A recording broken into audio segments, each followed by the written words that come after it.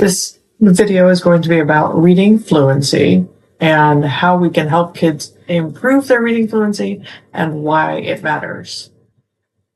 Always like to start any lecture with objectives. So here are 4 objectives that we want to meet today. We want to relate reading fluency to reading comprehension, identify functional versus maximal reading rates, describe how assessment influences interventions that increase reading fluency, and plan an evidence-based instructional cycle to increase reading fluency.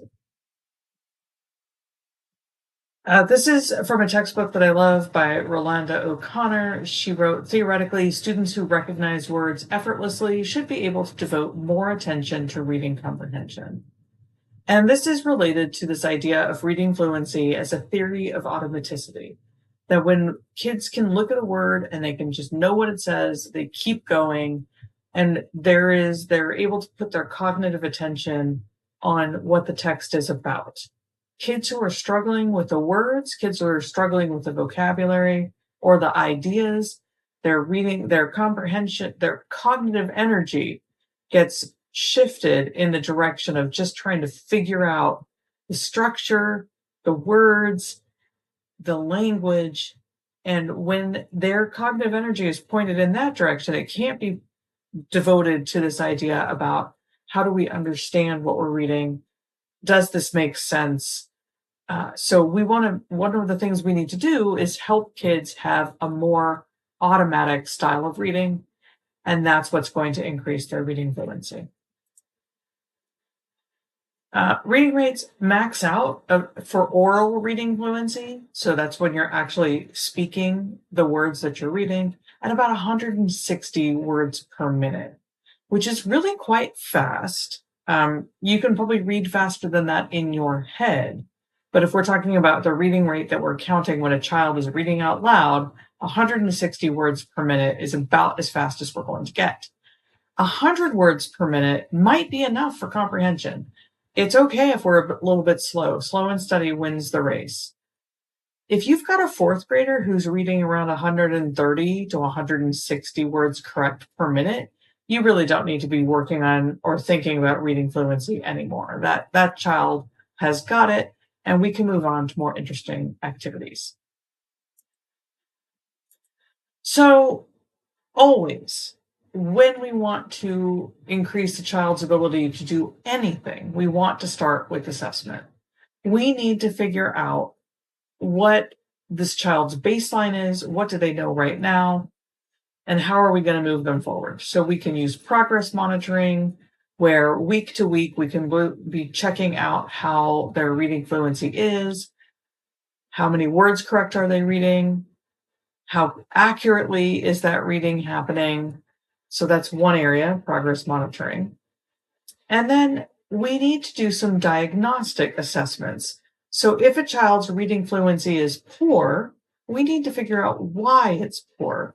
Just saying that they're reading very slowly and with a low level of accuracy is not that helpful. What we need to understand is, why are they going so slow? What is hanging them up? Where is their cognitive energy getting stuck? So we can use diagnostic assessments to find out, is there something in the phonics or phonemic awareness that's really holding this kid back, that they don't have any idea how to attack words with long vowels? They don't understand digraphs. Maybe those are the things we need to teach to increase reading fluency, because if kids could read those patterns, they would read more fluently. For a lot of kids who get a little bit older, being able to read multisyllabic words is the thing that's really hard. They can do fine with 1-syllable words, but when they see, 8 or 7, 8, 10 letters all in a row, and that's one word, sometimes they kind of just freak out. They say the first letter sound, and then and that's how it goes. And so that is an area that we can specifically, explicitly teach. So by doing our assessments first, it's so important. That is going to guide us in selecting our interventions. So we could take that skills development off-ramp toward phonics. Maybe that, as I was mentioning before, maybe that's what's hanging them up, what we identified in the assessment. Maybe it's sight words, those words that you cannot read phonetically, but that you have to just know what they are. We can practice and drill on sight words for kids. And for other kids, it's vocabulary. When you don't know what those words are, when you don't know what those words mean, it's hard to get any kind of traction or momentum in your reading fluency.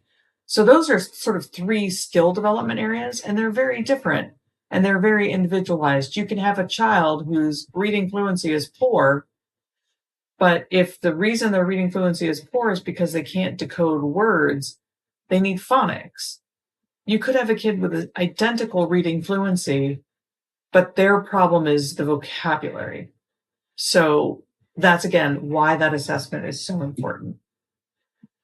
And then another direction that we can go to improve reading fluency is background knowledge. It's much easier to read something fluently when you know what that something is about. If you have never experienced a blizzard, then reading about a blizzard and a snow flurry and about the heaviness of the snow and the cold and the sound of it, that's going to be really hard if you're a kid from where we live here in Sonoma County, or if you live in the desert and you haven't experienced that. So helping kids identify what they know already can help some kids read more fluency, and also helping them see how that text relates to themselves. So again, your instruction for reading fluency, notice at no point on this slide am I talking about having kids practice reading fast. That is not what we do to improve reading fluency.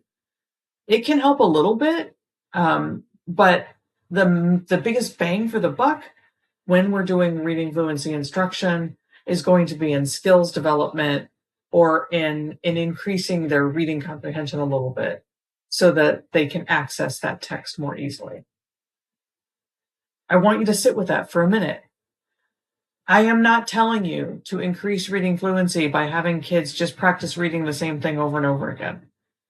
That is not the way. It is one way, but it is not the main way. You still thinking about that? So if I were to recommend a kind of what would the lessons look like to increase reading fluency, it's not something that you need to spend a ton of time on. With younger children, second graders, third graders, sixth graders, you could practice 10 to 20 minutes a day over an entire school year. It doesn't have to be more than that, 10 to 20 minutes a day over the school year. You want to be practicing reading fluency at their instructional reading level, which instructional level is 90 to 95% accuracy. If you have a kid who's trying to read text and they're even only at 80% accuracy in reading, that's not very good. That means 2 words out of every 10 they're struggling with. And that means that text is too hard for them. So pick something that they can read at their instructional reading level. That's going to help with their fluency. It is helpful to read out loud. There are programs that you might use. Read Naturally, I think, is one of them, where they have you do rereading, cold and hot reads. So a cold read is the first time you look at a text. This is how we read, everybody. When you're reading a book for pleasure, if you're reading the newspaper, if you're reading a text message or an email, you don't practice reading that. You open it up, you read it. That's a cold read. You haven't spent any time. For some kids, having them cold read and then practice it a few more times is useful. But the thing that's really useful in that case is not the rereading. It's noticing where the child got stuck in that reading and then sort of remediating, fixing those flat tires that were causing them to slow down. So maybe there was a bunch of patterns with an EIGH that the kid hadn't seen and they didn't know how to address. So when you do your hot reading, before you go into reading it again, go back, review that EIGH. What does it say? Let's practice these words. Let's find them. Let's read them. Great. Now you've got that. All right, let's read again and see if we go faster. Rereading is fine for younger children. Older children tend to get really annoyed because they want to move ahead in the story. So they prefer continuous reading, where you're going to practice your reading fluency in text, but you're going to keep going. So it's not going to be cold and hot reading. You're just going to keep going through the novel. And another really good reading fluency activity is using partner reading. And I'm not going to talk about it in this video, but you can read about it. CWPT is class-wide peer tutoring, and PALS is peer-assisted learning strategies. And those are some very structured ways to help kids work with a buddy so that they're reading. One of the buddies will be the more skilled reading partner, and one will be a little bit less skilled. Try not to put the most skilled kid in your class with the least skilled. They'll drive each other nuts because the most skilled kid might not be the one who's going to be the most sympathetic to the kid who's the least. So I'd put the middle kid with the least good kid, so that they struggle a little bit together, but they can also help one another. In increasing your reading fluency, again, decoding instruction is a huge part of it. And here's a fun fact. There is no research that supports silent reading to increase fluency. Most schools, especially elementary schools, like to have some time in the day where the children are doing drop everything and read, dear time, or you're just having sustained silent reading time. And I don't know,